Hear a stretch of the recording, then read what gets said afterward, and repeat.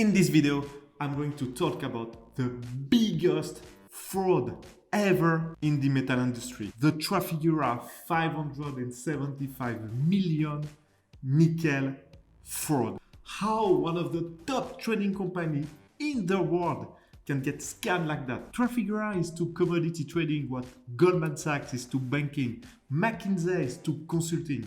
They are the top dogs. So how is that possible? Is it pure sloppiness? Was the fraud extremely sophisticated? Could it happen to another trading company?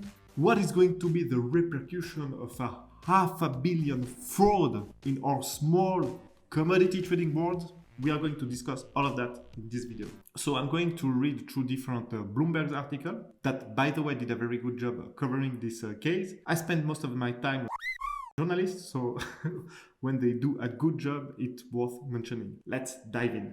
Commodity trader Trafigura Group is facing more than $500 million in losses after discovering metal cargoes it thought didn't contain the nickel they were supposed to.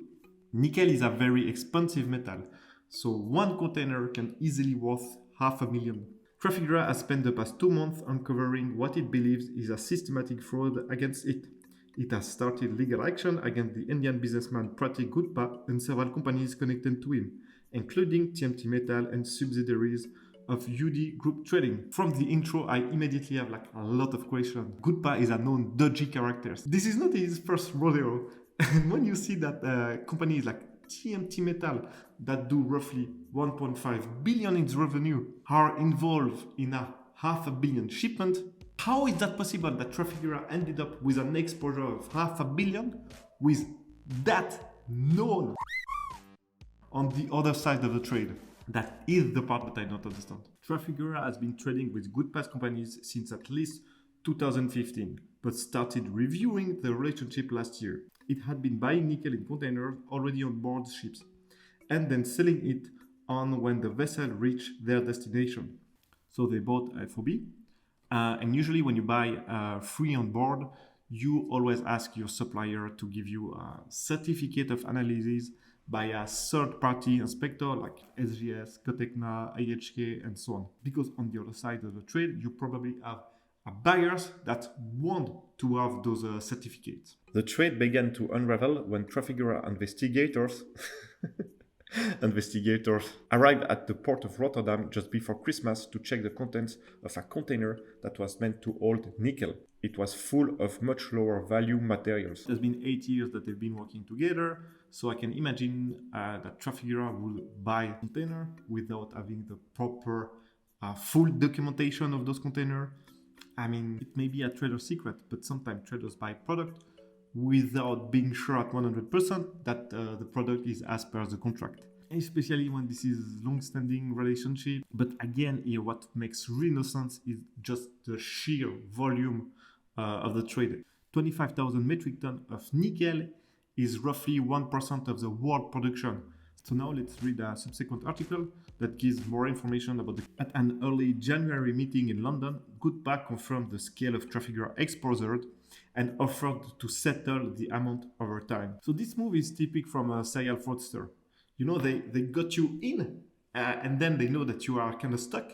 So now you need to work with them if you want to mitigate your loss. So it happened to me, it happens to traders every day. So yeah, this is quite common. But usually trading companies are more willing to sweep the loss under the rug and make it work. But in that case, Trafigura went under the way. But the company decided instead to go to court. Last week, it won a $625 million freezing order in a UK court against Gupta and his companies. So as I said, usually trading company, when they get scammed, they just zip it and take the loss because they don't want the story to be known, because they are extremely afraid of their banks to put in jeopardy their credit lines. How many millions get paid in prepayment every year, but no product show up is something that only the god of commodity could know. But I can tell you this is millions and millions that are getting lost or scammed or whatever every year. While Trafigura's deal with Gupta centered around buying and selling nickel cargoes, At their essence, the transactions were a form of financing extended by the giant commodity trader. Trafigura would buy nickel in forms of cathodes and briquettes from Gupta's companies with an agreement that it would later be bought back by them, or by an alternative buyers nominated by them or sold in the open market. The price of the sales and the purchase were set so that Trafigura earned a fixed interest rate on the deal, as if it were simply lending money. In the legal filings, Trafigura describes the transaction as transit finance. The banks, for multiple reasons that I'm not going to mention in this video, but I've already mentioned in this video, the banks stopped financing small and medium commodities companies. This is the reason why big firms like Trafigura would finance smaller counterparties. I'm pretty sure that the deal was structured under a repurchase agreement in which the possession and ownership of the good on transit on the water goes to Trafigura. It's usually a safe way to finance as you have the cargo as collateral. So if your borrower, your trader doesn't pay you back, you can always liquidate the good if there is something in the containers. If we calculate 500 billion finance at a net 2%, it's 10 million per annum, but let's say that's it's financing for 60 days. It's 1.6 million in profit in one trade.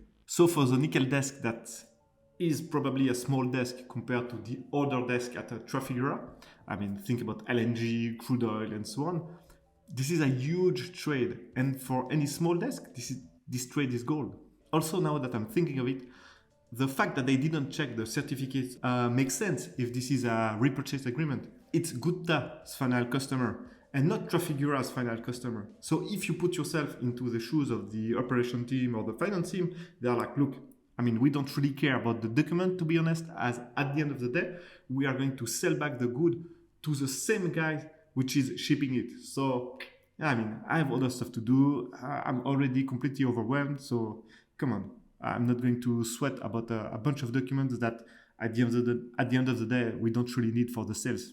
Trafigura had dealt with companies linked to Gupta since 2015. However, the relationship begins to deteriorate over the course of 2020 and 2022 as Trafigura's exposure grew according to a court filing. The total volume of the nickel involved increased substantially, as did the length of time for which Trafigura was being asked to finance it. In some instances, Gupta's companies started paying Trafigura not in cash, but by offering further cargoes of nickel. Here again, we see a typical path to a deals that go south. We see red flags, but instead of cutting it right now and take the loss, we go into another deal which is more risky, and down the line, the loss is 10x. Here, in our case, Gupta had difficulties to repay the repurchase agreement, so he offered to pay with more nickel cargoes. That smells bad, huh? So let's recap the 3 ingredients that made this possible. First one, we have shadiness. From day one, Gupta was a known. I mean, he had filing and court case against him. I'm not going to speak about it in this video, but you can find it online. Second ingredient is greed. This poor nickel desk was so small compared to the big desk in Trafigura that so when you have a deal that could really increase the profitability and the P&L of your desk, you just take it. Third ingredient, sloppiness.